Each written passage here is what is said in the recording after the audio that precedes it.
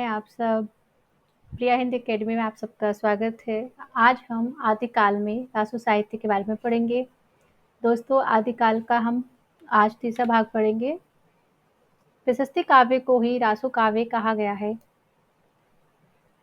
इसे शुक्ल जी ने आदिकाल के प्रकरण में ही स्पष्ट करते हुए लिखा था।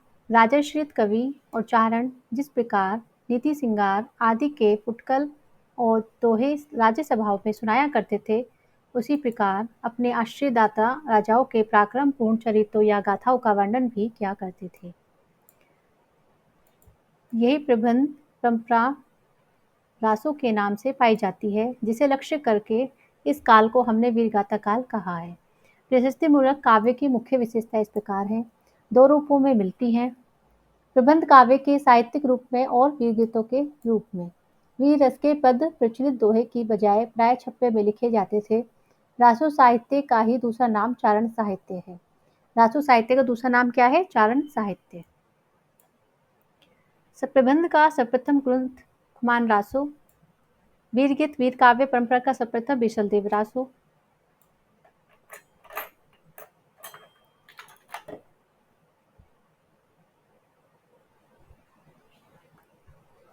प्रमुख रासो ग्रंथ।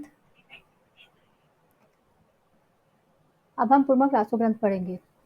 रचनाकार, रचना, रचनाकाल, काव्य रूप और संबंधित उल्लेखनीय बिंदु।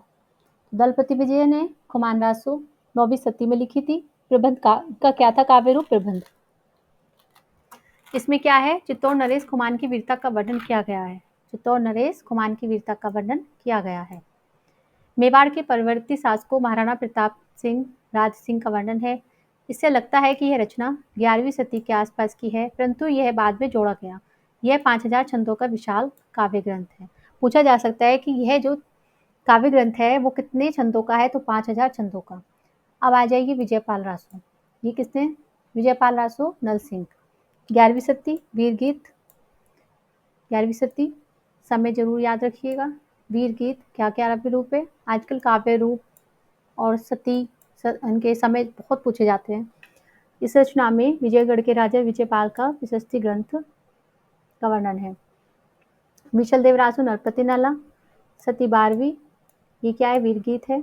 एक विरहपरक संदेश काव्य जिसमें अजमेर को राजा चौहान बीशल देव तथा राजा भोज की पुत्री राजमती के विवाह वियोग नायक का रूठकर उड़ीसा जाना और पुनर्मिलन की कथा है। क्वेश्चन ऐसे भी बन सकता है कि राजमती के विवाह वियोग नायक का रूठकर उड़ीसा जाना किस काव्य में, किस रचनाकार की है, किस काव्य रूप में है, कुछ भी क्वेश्चन बना सकते हैं वो। पृथ्वीराज रासो चंद बदाई पृथ्वीराज रासो 12वीं शती के हैं। प्रबंध काव्य रूप क्या है? प्रबंध। पृथ्वीराज रासो चौहान के शौर्य और वीरता के अलावा संयोगिता के साथ साथ उनकी प्रेम कहानी का भी सुंदर वर्णन है। तो इसमें किसका वर्णन है? पृथ्वीराज रासो चौहान के शौर्य और वीरता के अलावा संयोगिता के साथ उनकी प्रेम कहानी का भी सुंदर वर्णन है। समय 59 और 68 प्रकार के छंदों का प्रयोग किया गया है।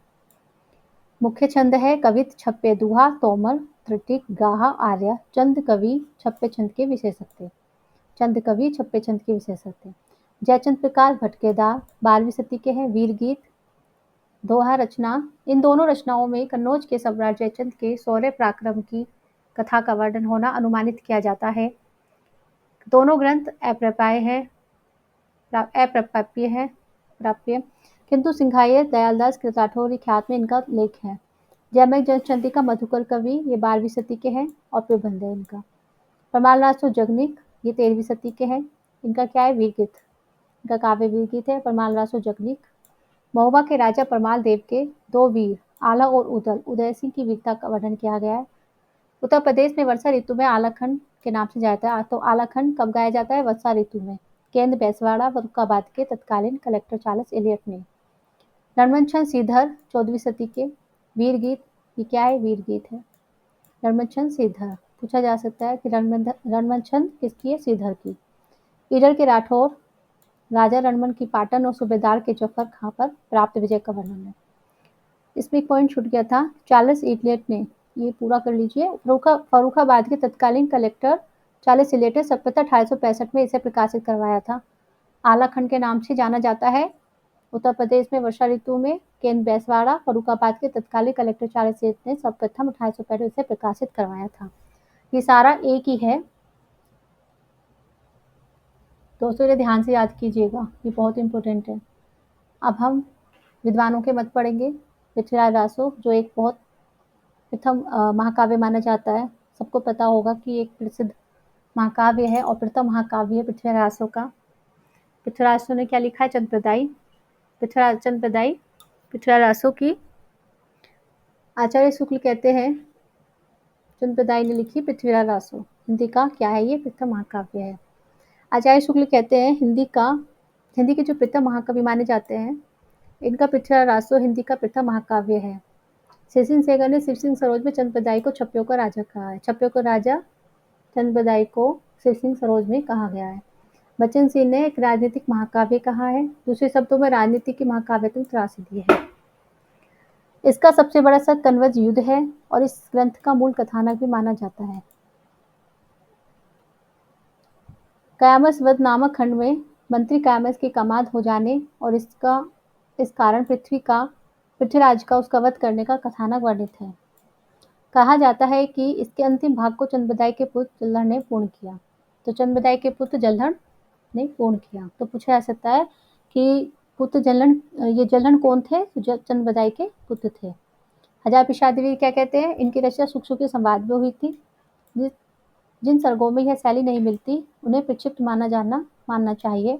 इसमें वे अंश ही प्रक्षिप्त सिद्ध होते हैं जिनमें इतिहास विरुद्ध तथ्य हैं। आचार्य शुक्ल माना कि रासो इतिहास नहीं है, काव्य ग्रंथ है। पर काव्य ग्रंथों में सत्य घटनाओं में बिना किसी प्रयोजन कोई उलटफेर नहीं किया जाता। यह पूरा ग्रंथ वास्तव में जाली है। दोस्तों वीडियो कैसी लगी प्लीज़ कमेंट करके बताइएगा। आगे ही हम ऐसी और वीडियो लेकर आएंगे आप लोगों के लिए। Thank you.